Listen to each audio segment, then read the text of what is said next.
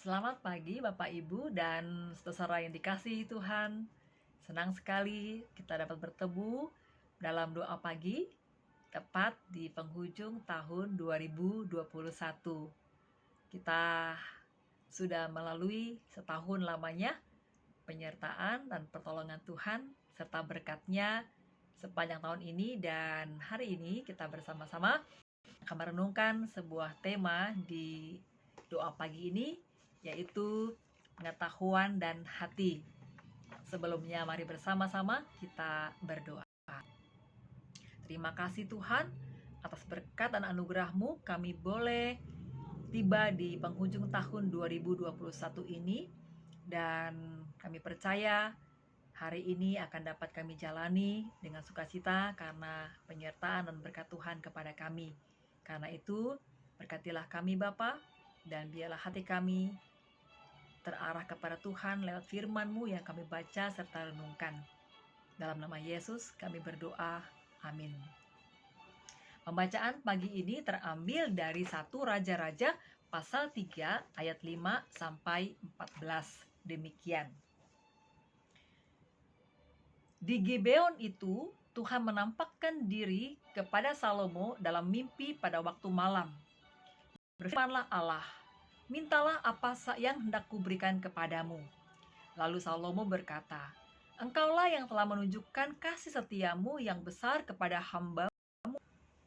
hambamu Daud, ayahku, sebab ia hidup di hadapanmu dengan setia, benar dan jujur terhadap engkau. Dan engkau telah menjamin kepadanya kasih setia yang besar itu dengan memberikan kepadanya seorang anak yang duduk di tahtanya seperti pada hari ini. Maka sekarang ya Tuhan Allahku, Engkaulah yang mengangkat hambamu ini menjadi raja menggantikan Daud, ayahku, sekalipun aku masih sangat muda dan belum berpengalaman. Demikianlah hambamu ini berada di tengah-tengah umatmu yang kau pilih, suatu umat yang besar, yang tidak terhitung dan tidak terkira banyaknya.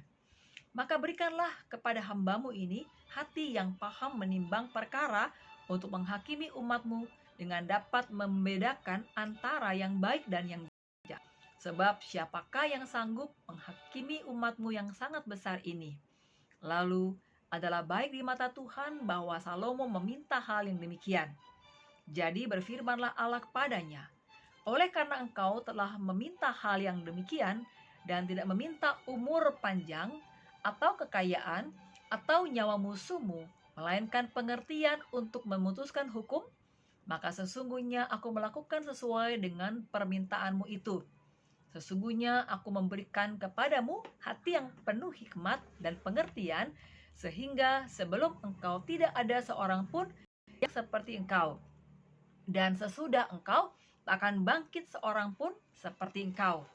Dan juga apa yang tidak kau minta aku berikan kepadamu, baik kekayaan maupun kemuliaan, sehingga sepanjang umurmu tak akan ada seorang pun seperti engkau di antara raja-raja. Dan jika engkau hidup menurut jalan yang kutujukan dan tetap mengikuti segala ketetapan dan perintahku, sama seperti ayahmu Daud, maka aku akan memperpanjang umurmu. Saudara, di dalam kehidupan umat Israel, pada suatu waktu ada sebuah cerita yang sangat menarik.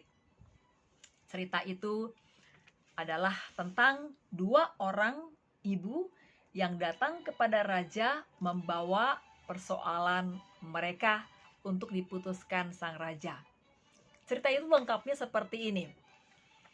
Pada suatu waktu masuklah dua orang perempuan sundal menghadap raja. Lalu mereka berdiri di depannya. Kata perempuan yang satu, ya tuanku, aku dan perempuan ini diam dalam satu rumah, dan aku melahirkan anak pada waktu dia ada di rumah itu. Kemudian pada hari ketiga sesudah aku perempuan ini pun melahirkan anak.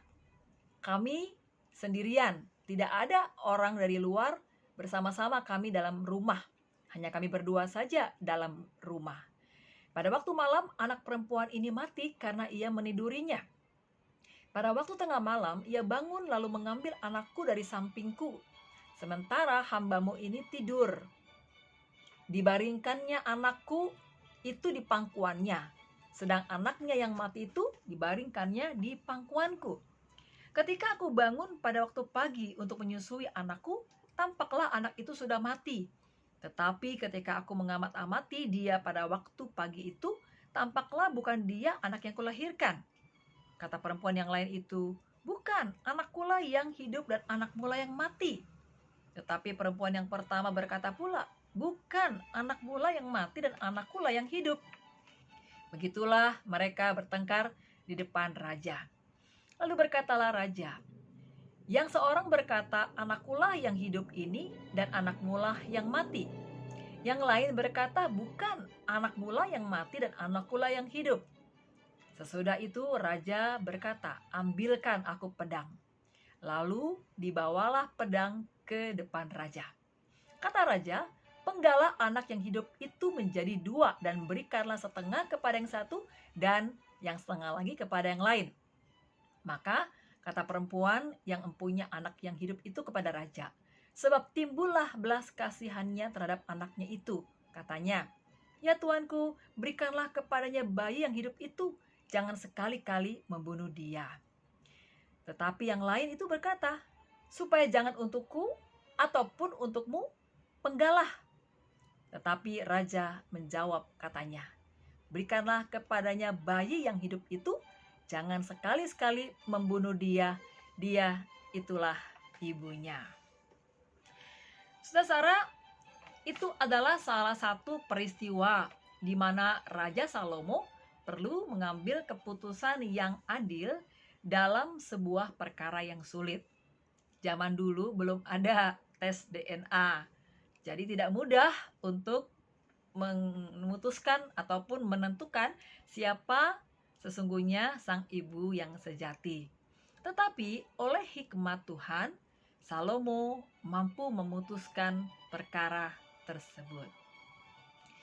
Saudara, tema renungan kita pagi ini adalah pengetahuan dan hati.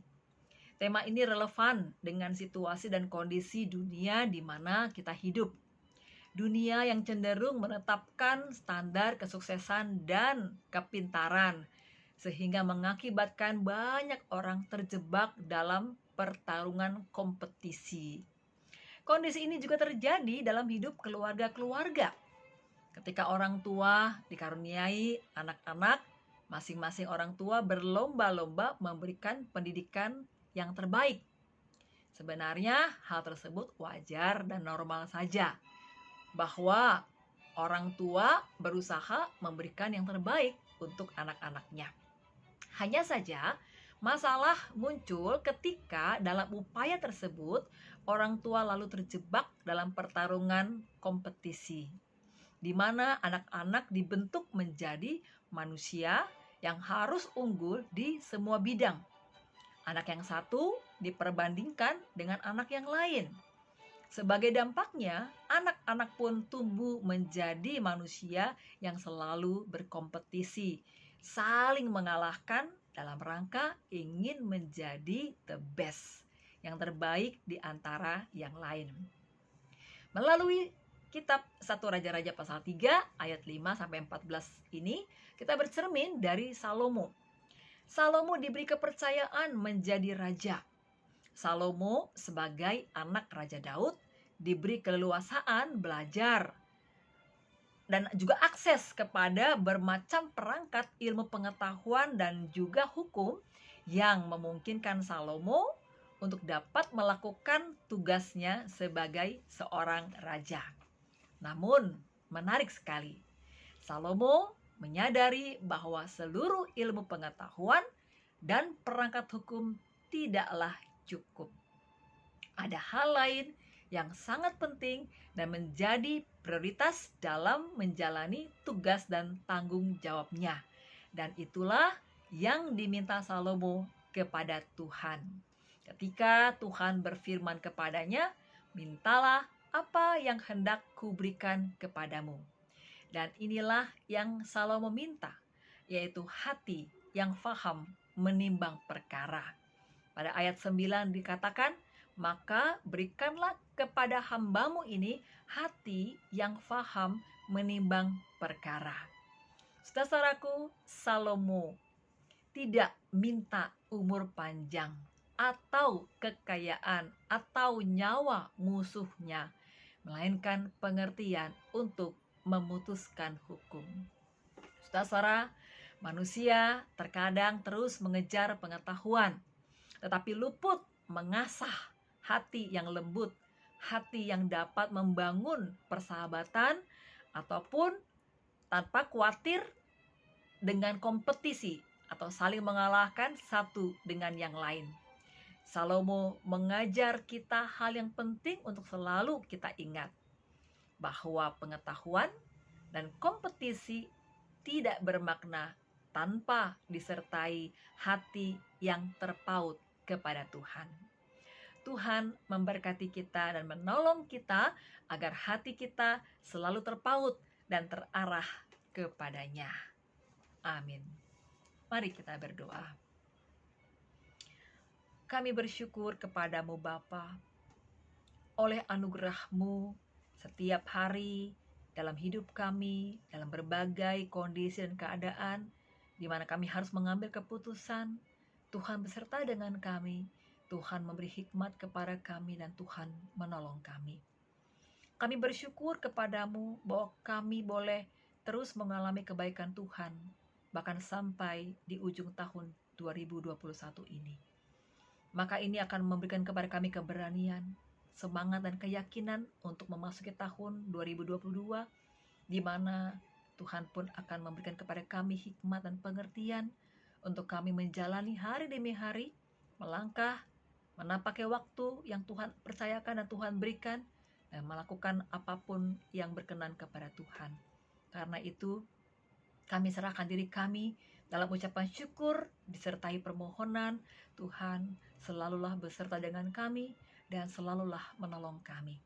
Terima kasih Bapa, terima kasih untuk segala kebaikan-Mu yang telah memberkati kami dan telah memenuhi hidup kami dengan sukacita. Kami menyerahkan segenap hidup kami selanjutnya di akhir tahun 2021 ini dan memasuki tahun 2022 dalam berkat dan pertolongan Tuhan bagi diri kami sebagai pribadi, selaku keluarga, sebagai masyarakat, bahkan bangsa dan negara. Terpujilah Engkau kekal selama-lamanya. Dalam nama Yesus kami berdoa.